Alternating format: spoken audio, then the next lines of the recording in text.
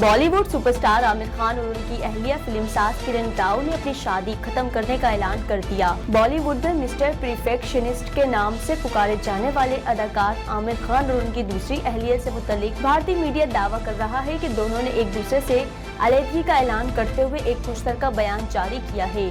आमिर खान और किरण राव के भारतीय मीडिया में सामने आने वाले मुश्तरका बयान में कहा गया है कि शादी के इन 15 सालों में हमने एक साथ जिंदगी के कई मुख्तलिफ तजुर्बात किए और ढेरों खुशगवार लम्हात साथ गुजारे।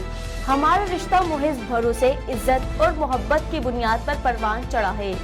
बयान में ये भी कहा गया है कि हम मियाँ बीवी ना होने की हैसियत से अपनी जिंदगी का नया बाब शुरू करने जा रहे हैं, लेकिन बेटे आजाद राव खान के वालिदैन के तौर पर हम फैमिली हैं।